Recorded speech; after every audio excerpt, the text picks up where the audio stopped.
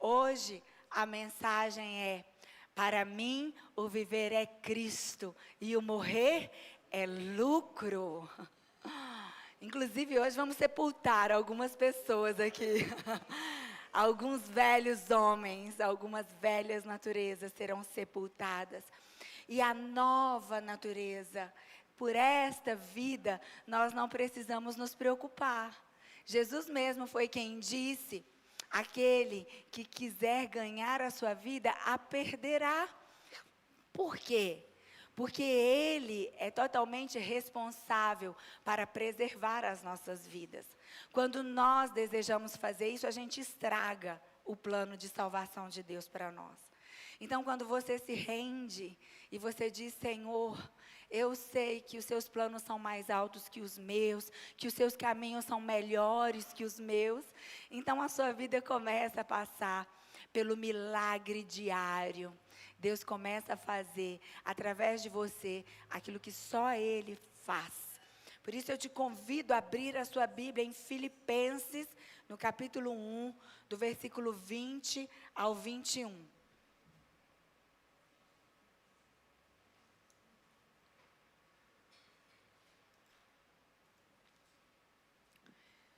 Diz assim a palavra: aguardo ansiosamente e espero que em nada serei envergonhado. Ao contrário, com toda a determinação de sempre. Também agora, Cristo será engrandecido em meu corpo, quer pela vida, quer pela morte. Amém? Porque para mim o viver é Cristo e o morrer é lucro. Viver em Cristo. É sobre isso que vamos meditar. Mas antes, feche os seus olhos, vamos falar novamente com o Pai. Senhor nosso Deus, eterno Pai bendito, eis aqui o teu povo, chamado pelo teu nome. Minha vida, Pai, coloco no teu altar. Senhor, me use como um instrumento afiado em suas mãos. Que o Senhor possa alcançar o alvo proposto de eternidade a eternidade. Eu posso falar, Senhor, mas só Tu podes alcançar corações, levar a mensagem aos lares, às famílias e restaurar vidas. E que assim seja, no nome de Jesus. Amém. Em vez de a vida cristã ser muita coisa, vamos dizer, aos olhos do mundo, né? A vida cristã, às vezes, ela é entendida erroneamente como que uma vida sem dificuldade, sem tristeza. Vem para Jesus e todos os seus problemas serão resolvidos. Talvez esse slogan, ele tenha enganado muitas pessoas. Porque o próprio Jesus disse que no mundo nós enfrentaríamos perseguições, aflições, dias difíceis. Talvez a mensagem do positivismo, da prosperidade, o foco somente nisso, desvirtuou o caminho de muitos. Sabe, a gente vem de uma geração dos grandes ajuntamentos e dos apelos em que multidões iam à frente. Começou isso no século 21, do século 20 para o século 21. Antes não tinha isso. Os apóstolos não faziam apelo para ir lá na frente, eles pregavam a palavra. E muitos entenderam erroneamente que receber Jesus é isso, é tomar uma decisão no afã da multidão, ir lá na frente e receber a Cristo. E pronto. Quantas pessoas você pergunta: você é cristão? Sou. Mas aí quando você começa a observar, você pensa: acho que ele não entendeu o que é ser cristão. Não tem vida com Deus, vida mesmo. A vida no Espírito vai trazer um estilo, sabe, de decisões, de forma de movimentação diferente daquele que não é cristão. Então, se eu digo que eu sou cristão, mas eu vivo idêntico, igual a quem não crê em Jesus, eu entendi errado. O apóstolo Paulo, ele estava dizendo aqui à igreja de Filipe que era necessário estar aberto para viver qualquer situação com Cristo. Ele estava dizendo, sei viver em toda e qualquer situação. Aprendi a viver na fartura, na bonança, e aprendi a viver na escassez, na dificuldade. E aí ele disse, posso todas as coisas naquele que me fortalece. Era exatamente nessa carta aos Filipenses.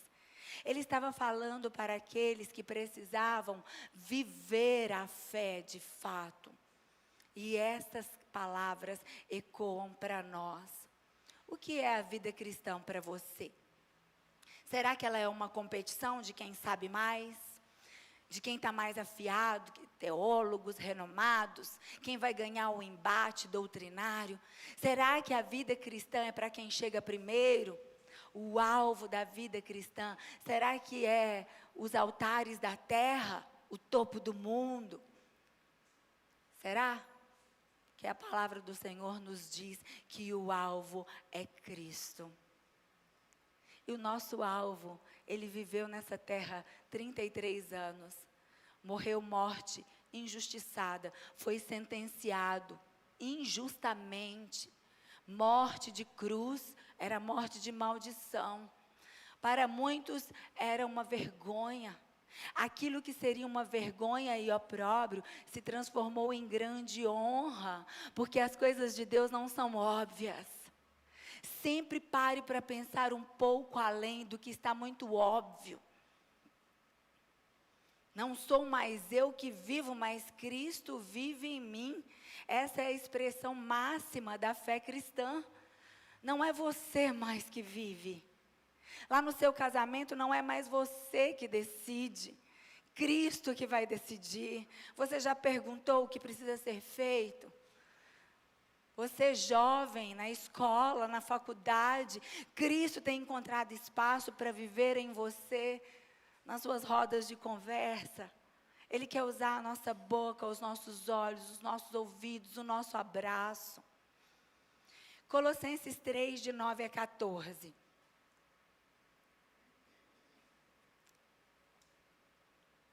O apóstolo Paulo vai dizer, não mintam uns aos outros, visto que vocês já se despiram do velho homem com as suas práticas, e se revestiram do novo, o qual está sendo renovado em conhecimento, à imagem do seu Criador. Nessa nova vida, já não há diferença entre grego e judeu, circunciso e incircunciso, bárbaro e cita, escravo e livre, mas Cristo é tudo em todos. Portanto, como povo escolhido de Deus, santo e amado, revistam-se de profunda compaixão, bondade, humildade, mansidão e paciência. Suportem-se uns aos outros e perdoem as queixas que tiverem uns contra os outros. Perdoem como o Senhor lhes perdoou. Acima de tudo, porém, revistam-se do amor, que é o elo perfeito. Então, aqui nós temos um ponto de interseção. Quem é nascido de novo, de fato, carrega essas características: compaixão, amor, graça, fé, esperança. É um tempo de vigiarmos, porque o inimigo, o adversário das nossas almas, ele está trabalhando dia e noite para, se possível, enganar até os eleitos de Deus. Então, quer dizer que na distração nós podemos nos perder desses sentimentos que são tão autênticos da nova natureza. Não é de se estranhar que às vezes dentro da própria igreja nós encontramos indiferença, falta de compaixão, encontramos motins, grupos fechados e até mesmo ambiente de facções, de divisão. Porque o inimigo tem trabalhado para destruir a obra do Senhor. Mas todo aquele que é nascido da água e do Espírito, você conhece. Brota em nós. O povo de Deus é conhecido. Sabe quando você olha alguém, você percebe uma singeleza, um carinho, uma verdade, compaixão sem interesses, bondade sem segundas intenções, viver para agradar a Deus. Você logo percebe a diferença entre verdadeiro nascimento e religiosidade. A religião é muito próprio de você encontrar na religiosidade dedos em riste, pedras na mão, padrões que são dificílimos de serem encaixados, porque o jugo da religião é pesado, o fardo dela é cansativo, mas o jugo de Jesus é suave, o fardo dele é leve. Exaltamos a beleza dos atributos de Cristo quando nós permitimos que Ele brilhe em nós, que Ele manifeste através de nós a paz, a paciência, o equilíbrio. No mundo que está absorvido por falta de tempo, pela corrida atrás do dinheiro, pela fama, por reconhecimento. Na maioria das vezes, os que pertencem a Cristo estão por detrás das malhadas. Não são tão conhecidos, tão famosos, tão aplaudidos, mas Deus os conhece, o céu os conhece. Porque viver é Cristo, queridos. O apóstolo Paulo estava dizendo isso de dentro de uma prisão. E ele estava revelando profundezas da revelação de Deus. Não se engane, viver em Cristo Jesus vai exigir você negar a si mesmo. No mundo, nós exaltamos tantas coisas, né? Exaltamos a fama, a riqueza. Existe um ego relevante em cada um de nós, o ego que pode realizar coisas, que pode mostrar coisas, que pode construir coisas, e que se sente satisfeito quando o outro reconhece. Olha o que eu fiz, olha onde eu cheguei, olha como a minha família é linda, olha como eu me visto, os meus filhos estão todos tão arrumados, olha como eles são educados.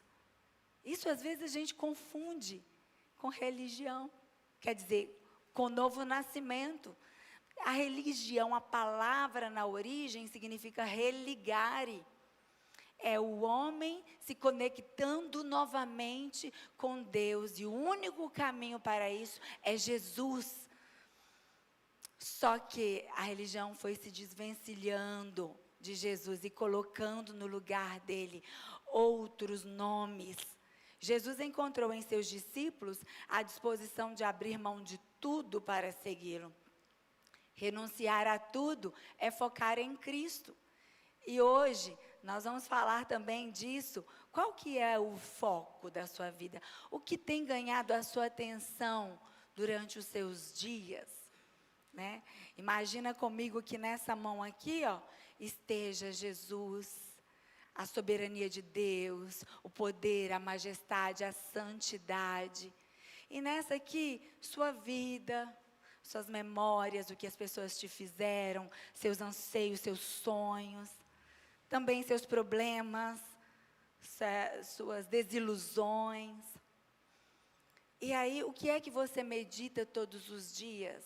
Se você coloca na frente das coisas de Deus o seu eu, o seu ego, você perde comunhão com o Senhor.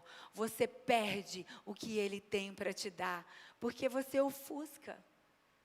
Porque o seu cérebro, ele vai trabalhar naquilo que você foca.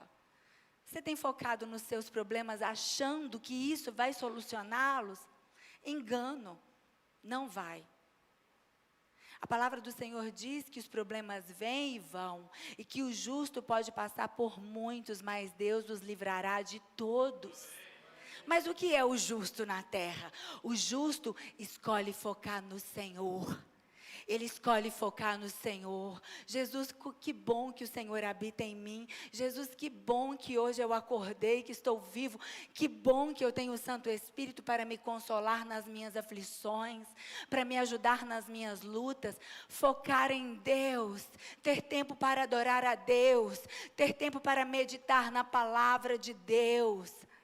Isso vai mudar a perspectiva do seu viver nessa terra. Quando seus problemas ganham a sua atenção, eles ganham você. Então você não consegue desfrutar da presença de Deus em sua vida. Já aconteceu com você? Já aconteceu comigo. De às vezes acordar e falar, hoje eu vou ficar 1 hora, Senhor, na sua presença. Talvez a gente não consiga fazer todos os dias, mas aí você separa aquele dia.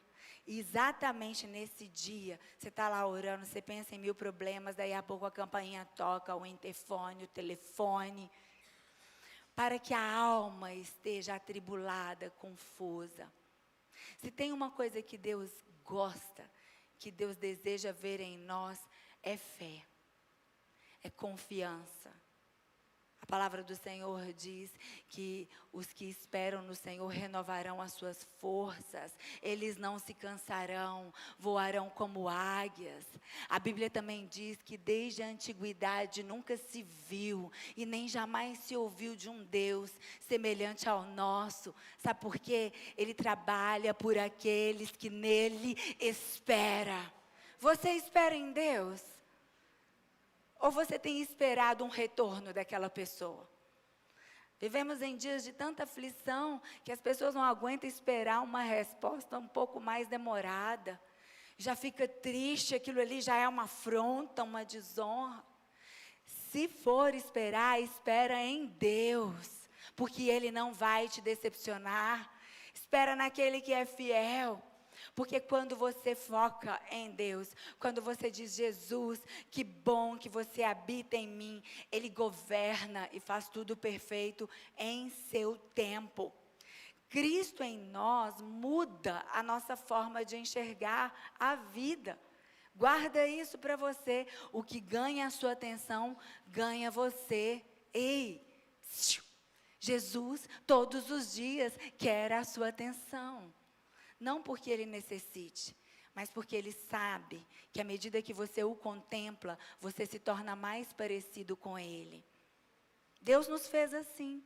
Nós temos neurônios espelho. Nós nos tornamos parecidos com aquilo que a gente adora. Quem adora a cara da riqueza. Você vê, você olha para a pessoa e fala assim, ali já vem um rico. Porque ele faz questão, porque ele adora isso. Quem adora Jesus vai ser parecido com Jesus. Vai ter compaixão, vai se movimentar nessa terra sem pedras na mão. Alguém já disse que o valor da sua fé depende do objeto da sua fé. Nem sempre a fé é em Cristo. Tem gente que tem fé no dinheiro, tem gente que tem fé em si mesmo, tem gente que tem fé nas suas aptidões. Mas a fé só pode ser inabalável quando ela estiver firmada no Cristo vivo, a rocha de Deus nessa terra. O resto é palha. O resto não suportará o fogo da ira de Deus. Tudo o que você fizer, movido pelo Espírito Santo aqui nessa terra, será obra eterna. Você está juntando na eternidade bens eternos, não perecíveis. Lá em Apocalipse fala de pedras preciosas, metais preciosos, não sofrerão dano. São as obras do Espírito de Deus, através de nós. Agora, tudo que é obra da carne, para nada serve. Nós precisamos entender que Jesus quer viver em nós para cumprir o propósito aqui na terra. Se você focar nas suas deficiências, nas suas imperfeições, você receberá de volta o eco disso. Mas se você focar em Jesus, você vai receber o eco da vida eterna. Você começa a viver desde já a vida eterna. Vamos para o Salmo de número 1. Do verso 1 ao 6, primeiro salmo vai nos falar sobre a receita do verdadeiro sucesso. Esse sucesso bíblico vai dizer: como é feliz aquele que não segue o conselho dos ímpios, não imita a conduta dos pecadores e não se assenta na roda dos zombadores. Ao contrário, a sua satisfação está na lei do Senhor. Nessa lei medita dia e noite. É como a árvore plantada à beira de águas correntes, dá fruto no tempo certo. As suas folhas não murcham e tudo o que ele faz prospera. Não é o caso dos ímpios, porque são como palha que o vento leva. Por isso, os ímpios não resistirão no julgamento, nem os pecadores na comunidade dos justos. Pois o Senhor aprova o caminho dos justos, mas o caminho dos ímpios leva à destruição. A Bíblia também vai nos falar que Deus tem prazer na morte do justo, porque não é morte mais. Morte, o conceito original da palavra, é a separação de Deus, é o divórcio de Deus. Aqueles que estão em Cristo Jesus não passarão pela morte mais. Agora, o sono profundo, ao qual naquele tocar da trombeta, a sétima trombeta, todos acordarão, todos ressuscitarão. Os justos para a vida eterna, os ímpios para a segunda morte, porque eles são levados à destruição. A vida do justo significa que ele acerta em tudo, que ele é perfeito, que ele nunca vai errar? Não. A vida do justo é marcada sim por altos e baixos. Às vezes na hora que você viu, você já falou, mas o justo se arrepende. Ele recalcula a rota. Ele dá um passo atrás, ele reconhece, ele pede perdão, ele resolve as suas pendências. O ímpio não. O ímpio, ele acha que se garante. O ímpio tem medo da morte, o justo não.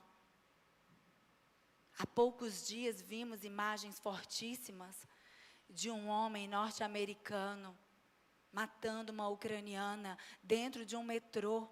Meu Deus, estarrecedor. Eu fiquei imaginando meu filho andando de metrô e alguém gratuitamente, uma maldade que a gente não consegue compreender, retirando a vida de outra.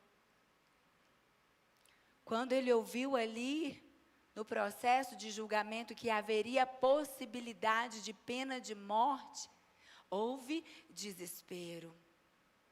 O ímpio teme a morte, o justo não.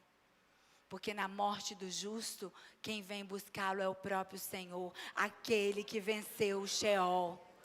Muitas vezes, queridos, focamos nas coisas erradas. Por exemplo, um crente que é impaciente deseja mudar. Está lutando para mudar. Então ele mentaliza: eu serei paciente, vou ser paciente, foco na paciência. Aí, na próxima situação que ele tem para dar o fruto da paciência, ele está impaciente. Por quê? Porque não é assim que funciona. Funciona meditar em Jesus, funciona viver em Cristo, todos os dias fazer aquela oração: Senhor, que o Senhor venha me usar, que eu não perca nenhuma oportunidade de revelar quem Tu és. E no momento de afronta, que eu possa acalmar o ânimo com humildade, que eu possa, Senhor, dar o fruto no momento certo.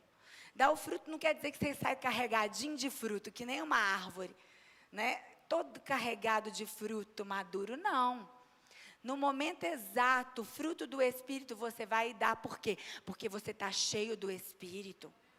Alegria, amor, paz, paciência, bondade, benignidade, mansidão, fidelidade, domínio próprio. Em cada momento, você não vai ter que usar isso tudo de uma vez só, não. A vida vai exigindo de nós na jornada. Se você acordou, conversou com seu pai, foi para o seu trabalho, você não vai ser pego de surpresa. Talvez está lá um motim contra você, lá no seu ambiente de trabalho. Deus já sabe, Ele já te deu ferramenta, Ele já sussurrou no seu ouvido. Você só precisa se manter em Cristo, porque viver é Cristo. É Ele que te defende, é Ele que vai na sua frente. Agora, quando você mesmo atua em sua justa causa, quando você mesmo deseja salvar a sua vida, Deus se retira. Jesus fala, você acha que dá conta? Então toma, vai lá. Confia, foca no Senhor. Eu também não sei se você já percebeu, ou se você já veio de alguma congregação, que o pastor foca muito no pecado. Nós precisamos sim dizer, arrependei-vos desta geração corrompida, arrependam-se dos seus pecados, sejam transformados no Espírito. Mas quando você foca muito no pecado, muitas vezes congregações que focam muito no pecado, são os que mais pecam. Porque Deus fez o nosso cérebro com um formato. E quando a Bíblia nos diz que esse formato vai ser transformado, fala de uma mente, um cérebro, mas é o de Cristo. Jesus veio em carne, se fez homem, e então tem uma forma humana de pensar, que é a mente de Cristo. E na mente de Cristo você vai estar sempre em segundo plano. Ele é a primícia. E se você aprender essa fórmula, as coisas vão dar certo. Num primeiro momento, a coisa está um emaranhado, um embaraço, você não consegue resolver, mas vai para a fórmula, foca em Cristo, sem que você saiba como, Deus irá desembaraçar, Deus vai resolver a situação, para que você testemunhe dele. Tudo que nós precisamos ser é testemunhas de Cristo. Testemunhas, aqueles que vivem na presença dele.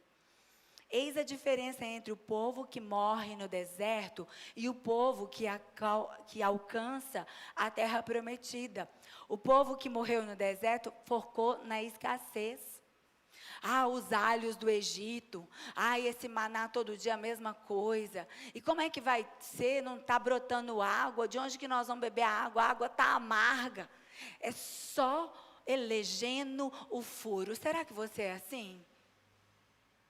A velha natureza, se você deixa a vida me levar, vida leva eu, a sua velha natureza só vai focar o furo. As pessoas podem fazer correto com você sempre. Na hora que ela errar, você pode estar dando as costas para um verdadeiro amigo. Amigos erram, falham. Pessoas boas, às vezes, estão equivocadas. Você precisa ter a paciência de Cristo. Não eleja o furo, não seja como o povo que morreu no deserto, mas foque em Cristo, foque na nuvem de glória, foque naquele que pode mudar a sua história. A igreja que vence no deserto renuncia às suas próprias decisões, abre mão dos seus próprios planos, aprende a viver recebendo a porção diária na fonte que é Cristo, porque nele nós não sentimos falta de nada, nada. Por favor, identifique em você mesmo, hoje, o que é que te faz sentir necessidade. Você anda como alguém que está sempre precisando de algo, carente, sabe? Identifique se você está cheio de escassez.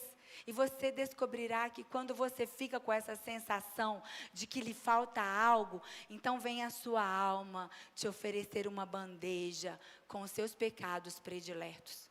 É sempre assim. Quando é aquela alma inquieta, por quê? Começa a falar com você, igual Davi falava, por que andas abatido a minha alma? Por que se perturba dentro de mim? Descansa e espera em Deus. Você precisa ter essa sabedoria, porque senão você será pego em armadilhas do inimigo. Ele sabe quais são os nossos pecados de estimação. No mundo lá fora é assim. Eu estou com um problema, então vou sair para beber com meus amigos. Vou sair para dançar, para desanuviar. Volta pior.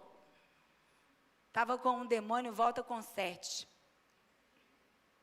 Porque a palavra do Senhor nos ensina o formato de sermos plenos. Foi Ele que te criou. Ele sabe o que traz paz ao seu coração. Ele sabe o que vai trazer prosperidade na sua jornada.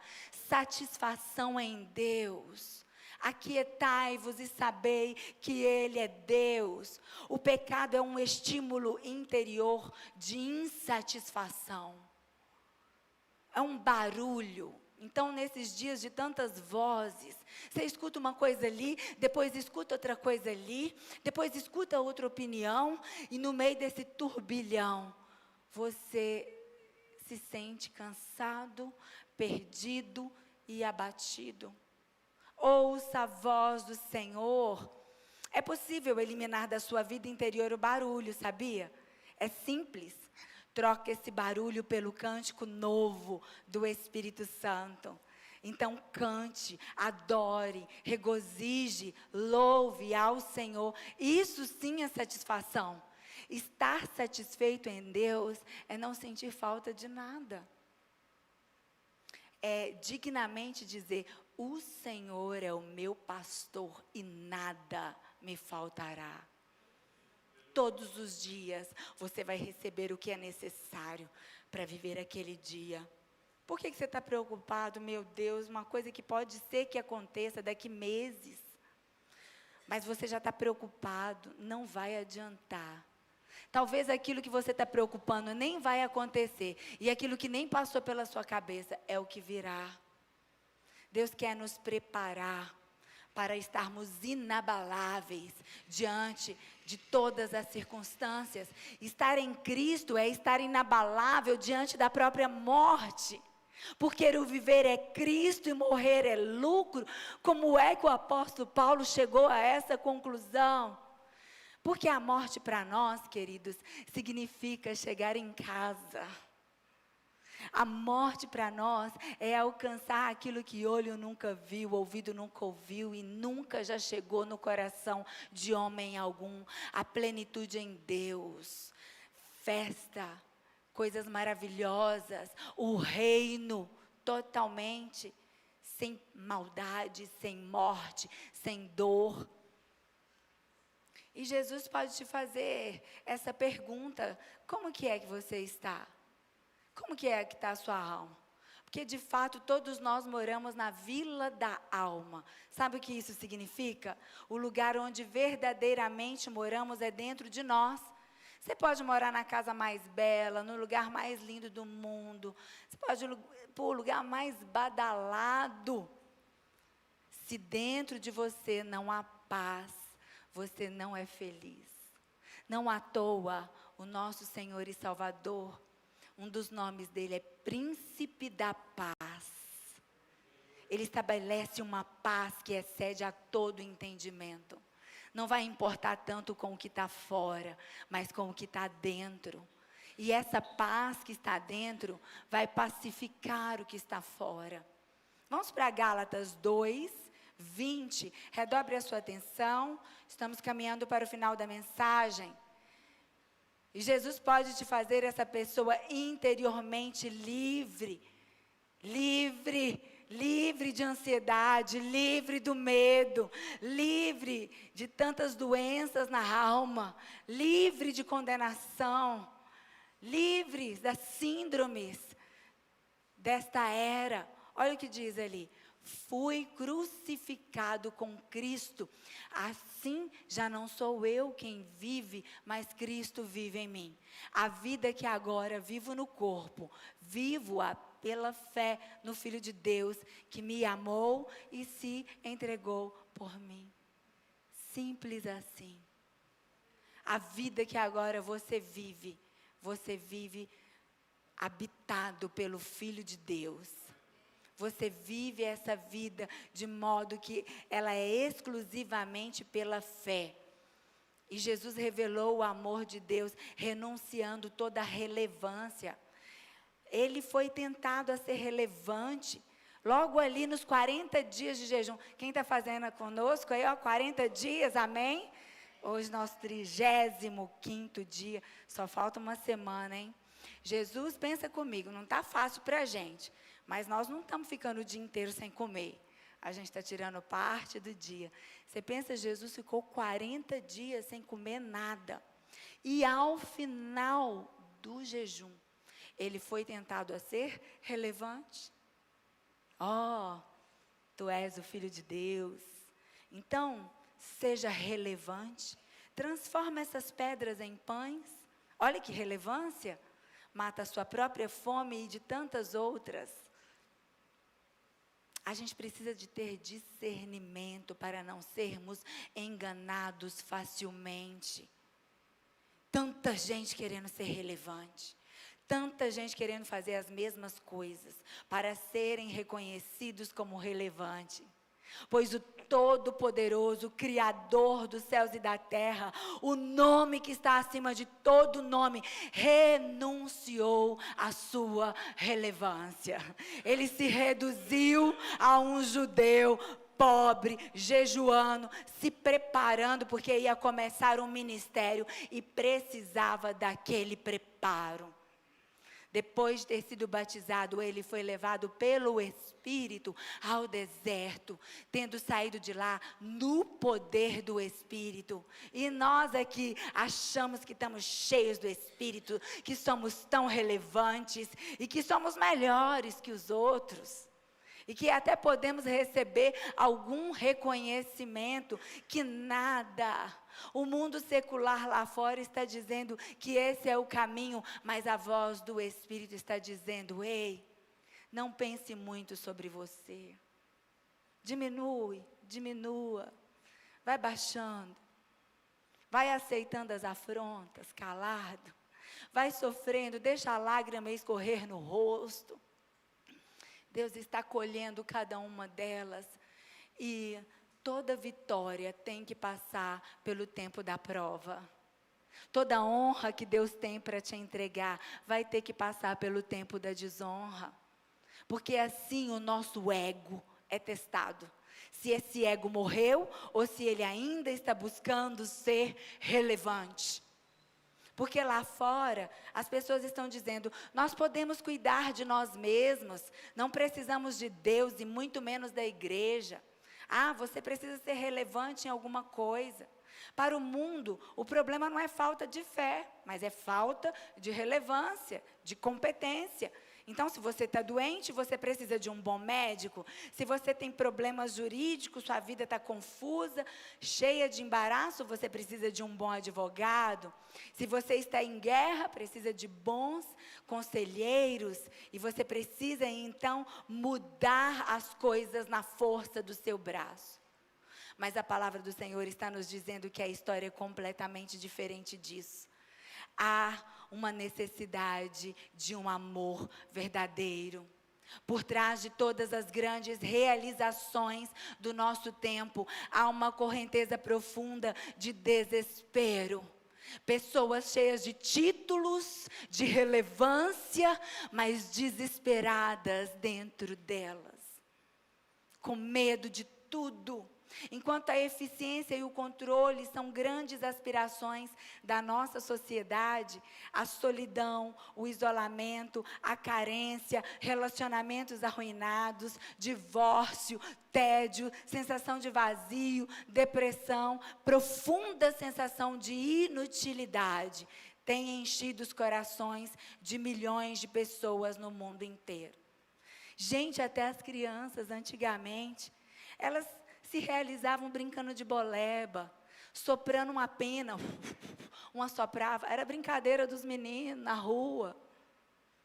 Hoje em dia as crianças querem ser relevantes. Isso está destruindo vidas.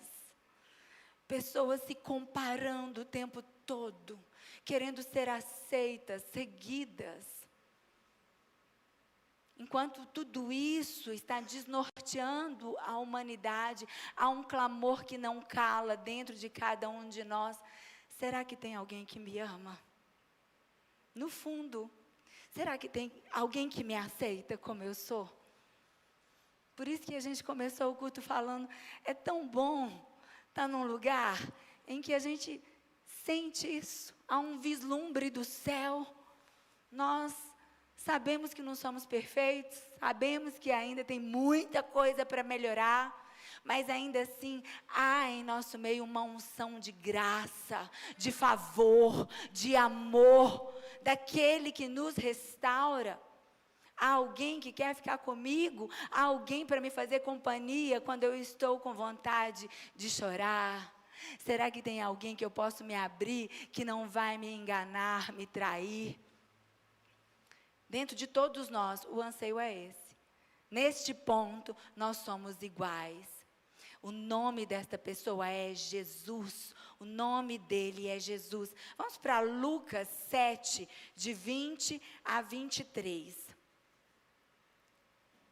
João Batista estava preso e ele enviou alguns dos seus discípulos para perguntarem a Jesus algo. Vamos ver?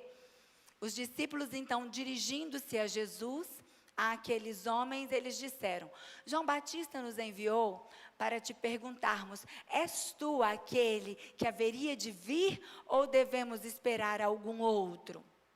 Naquele momento, Jesus curou muitos que tinham males de doenças graves, espíritos malignos e concedeu visão.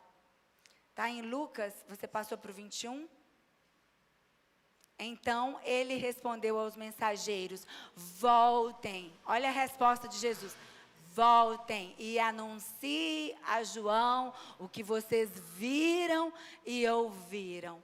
Os cegos veem, os aleijados andam, os leprosos são purificados, os surdos ouvem, os mortos são ressuscitados e as boas novas são pregadas aos pobres.